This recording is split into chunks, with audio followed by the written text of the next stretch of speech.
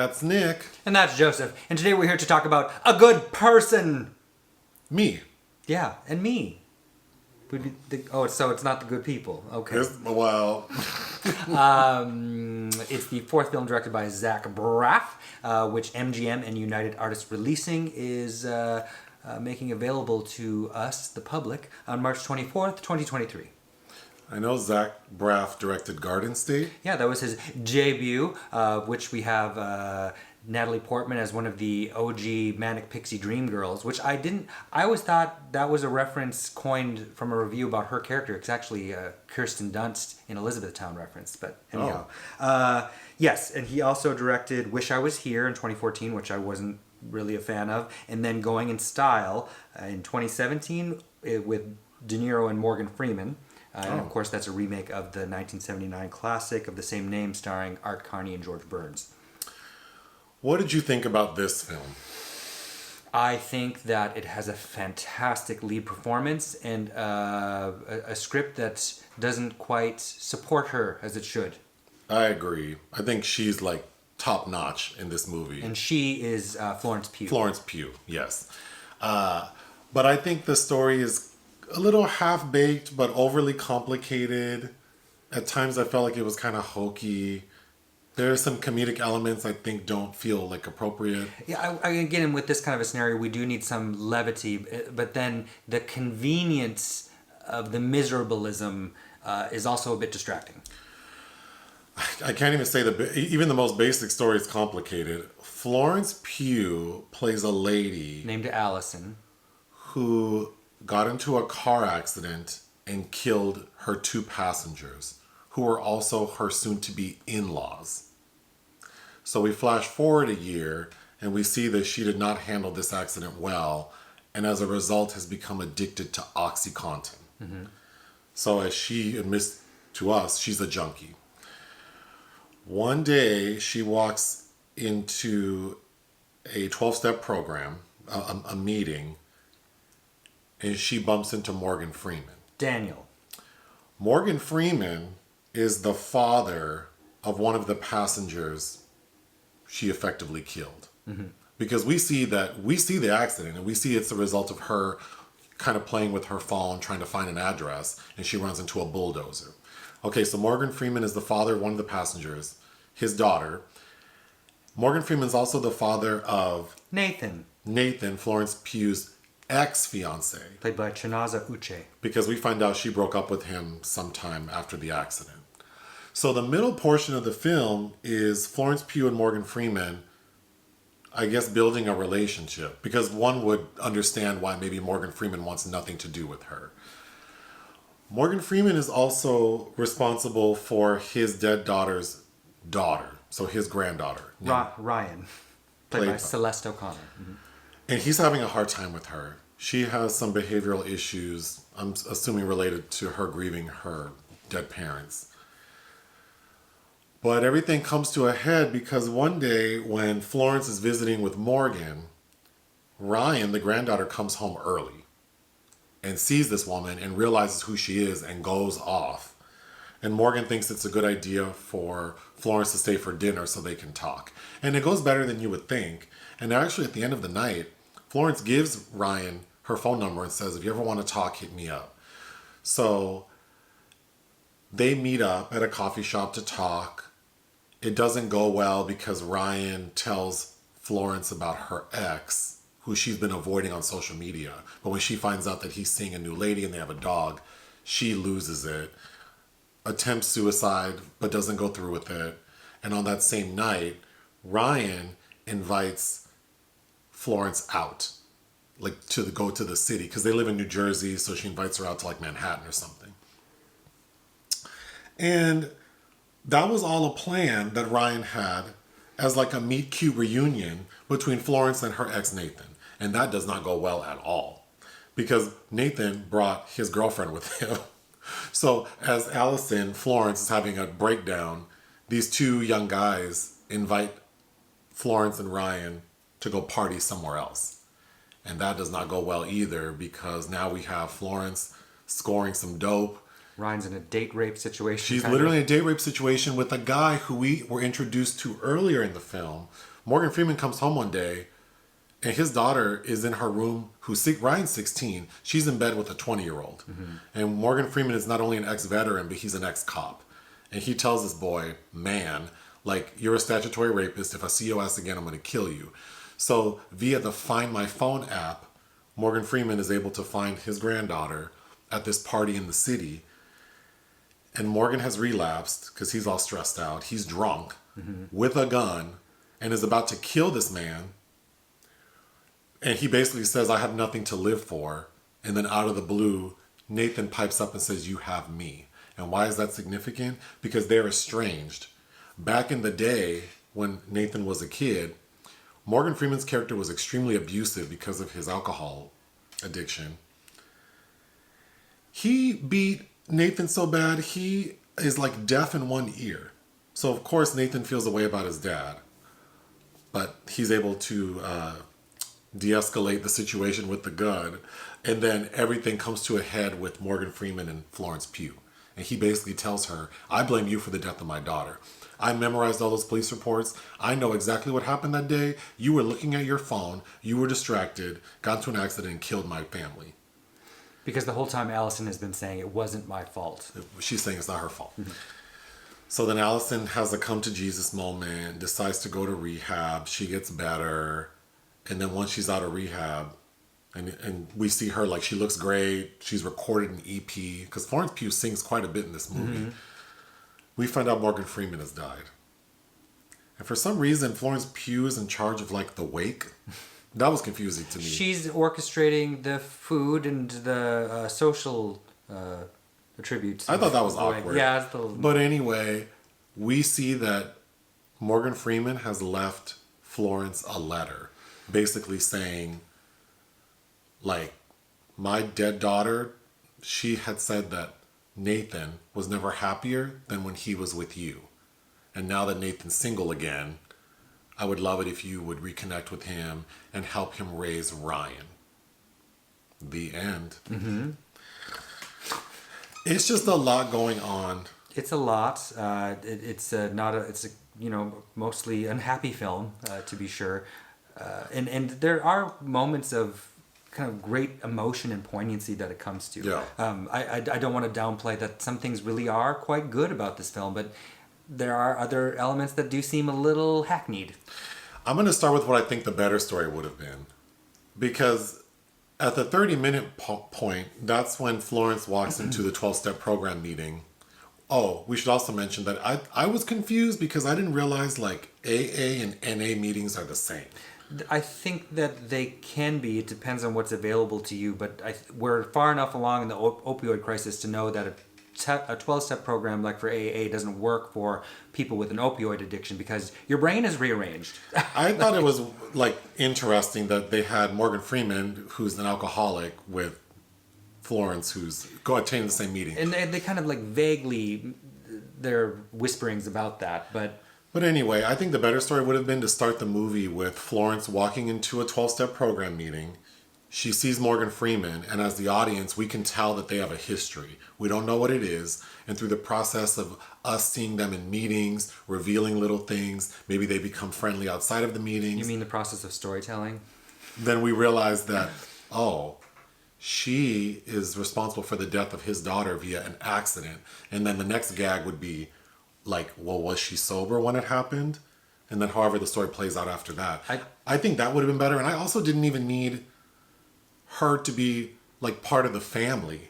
Sure. It just feels so complicated that she was going to be married It's overly complicated because it makes those other elements kind of one-dimensional when they should be delved into, such as her breakup with Nathan, which is not well attenuated at all.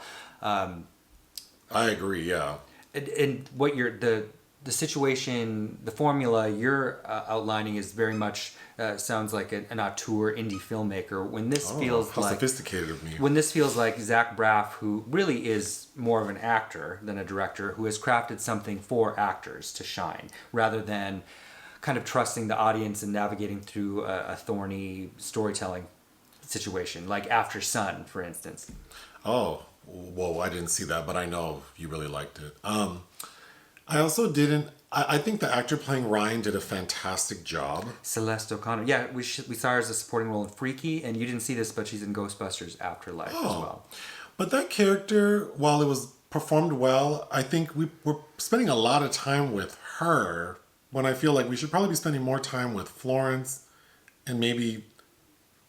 I wish we would have had that period because we flash forward a year and then we flash forward another year. I wish in that first year gap we would have seen the relationship between Nathan and Florence deteriorate instead of spending so much time with this teenage girl. Because he's very adamant even at the end, like, I still wanted you as my wife even though, you caused the death of my sister.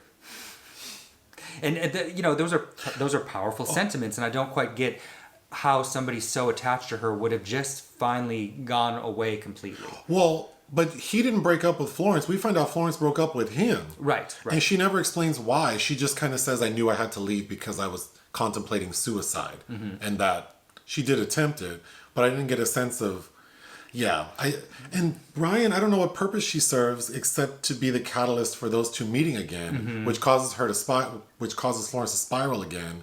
But I feel like Florence could have spiraled easily by just looking at, because we already get that scene in the coffee shop when the first time Ryan wants to meet with Florence to talk about her dead parents, when Ryan mentions that Nathan has a dog and a girlfriend, Florence loses it and goes into the bathroom, and then we see her sitting on the toilet looking at IG.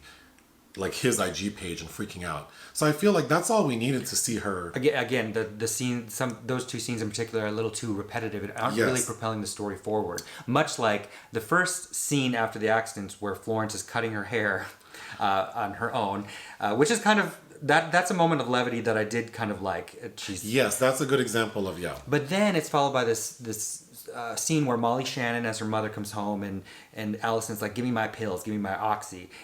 And then she has a scene where she runs upstairs and finds them exactly where you'd think they would be in the bathroom, where it should have been Molly as Diane having them hidden on her purse, which is why Allison would have had to lay in wait. It's like you already knew where they were. Why are you putting your mother through that, making her do that? Especially because I think you could have excised that scene altogether and kept a much better scene, which kind of feels out there on its own with Nat Wolff and Brian Rojas, where she walks into a bar to drink some tequila shots and runs into some old high school classmates who she demeaned. And that's a very highly charged scene. I agree. I think that, well, first off, I like Molly Shannon, but I think she was miscast in this role because the character doesn't have much to do. It's too one-dimensional. So then you're just getting, Molly Shannon on sight is funny. Like her face makes you want to laugh. Mm-hmm. And so because her character's not really doing anything, I just feel like she seems silly and it just feels really off. And then Molly Shannon, like the life that the two of them live now that Florence has to live with Molly, is like they're both kind of pitiful because Molly seems like she doesn't have any money. She's saying she doesn't even have health insurance. She refuses to help her because her daughter says, would you talk to Dad, their estranged father, because he probably would have come to the wedding and whatever he was going to contribute, maybe that, I need rehab, maybe that would help me get the money I need. And Molly Shannon won't do it, which is also telling. And again, there's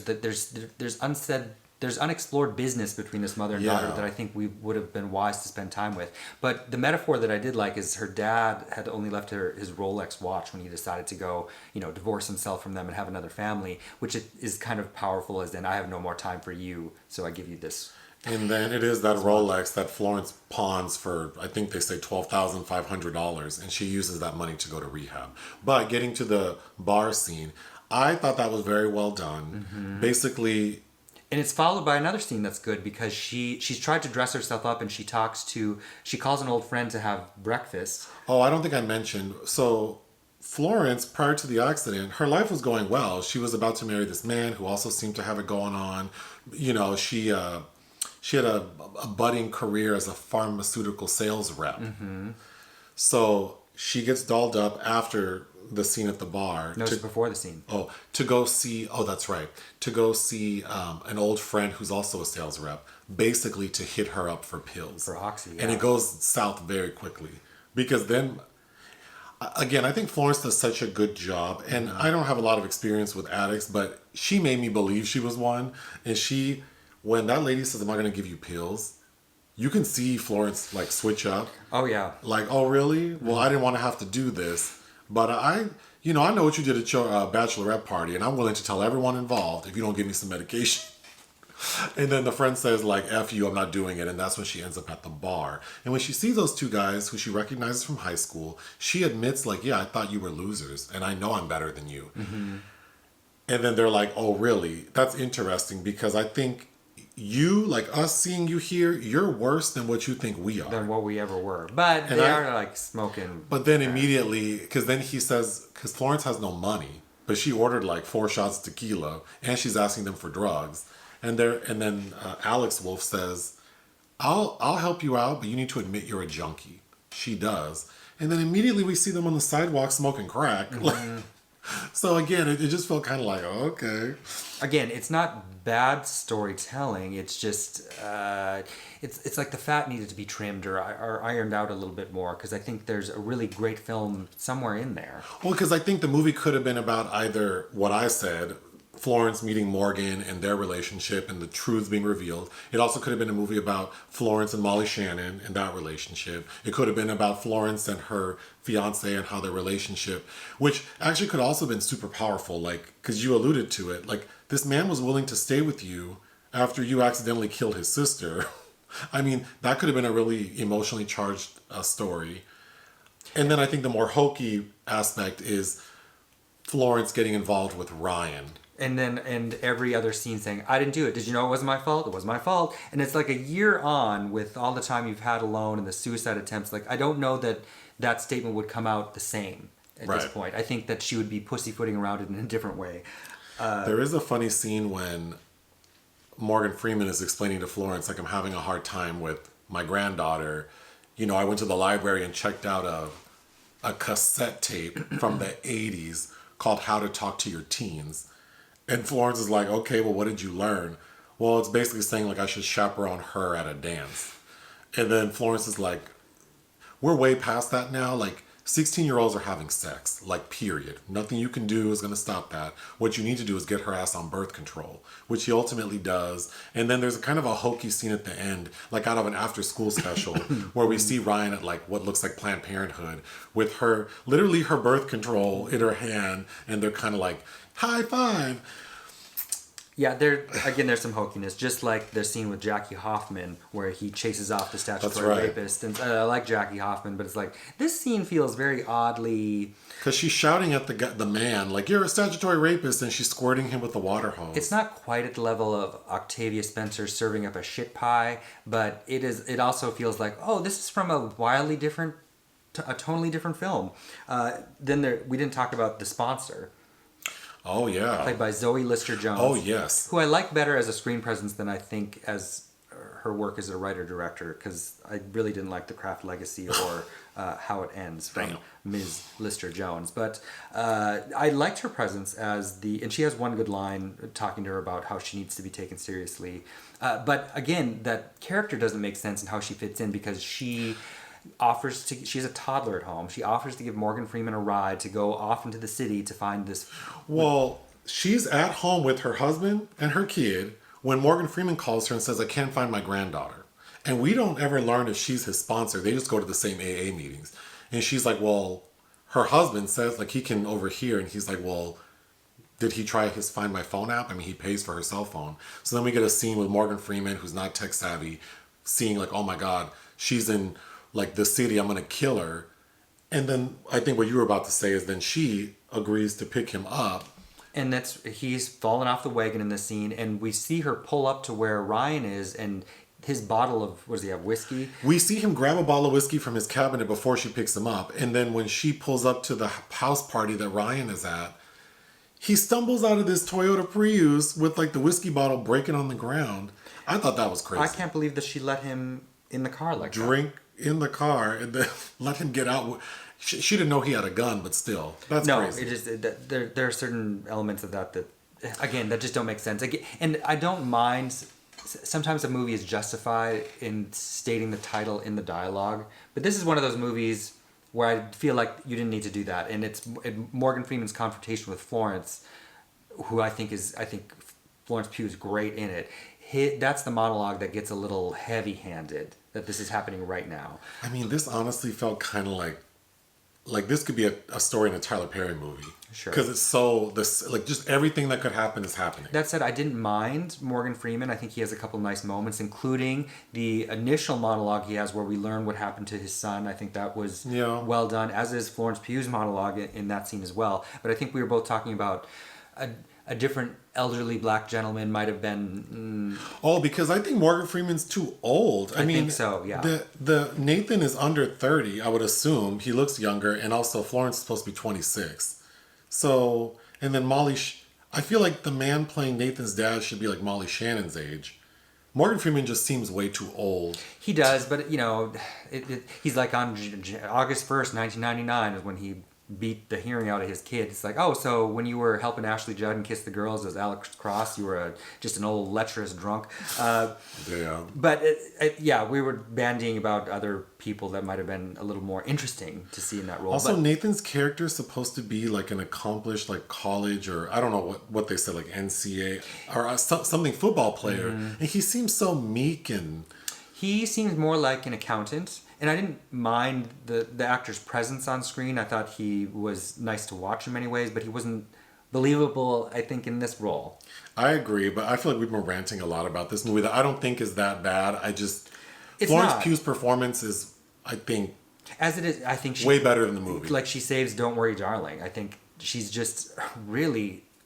like a really great actor. I don't know. And you haven't seen Lady Macbeth still, which was kind of the breakout role where I remember first seeing her. What's the movie where she plays the nurse to the girl pretending to be sick?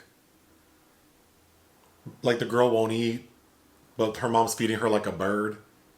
Oh, the Sebastian Lelio film, which we reviewed. What was the name of that again? I'll pull it up. What would you give this film? 2.5. I would give it 2.5 out of 5. Anything else? Hit the thanks button. Listen to our podcast. Bye.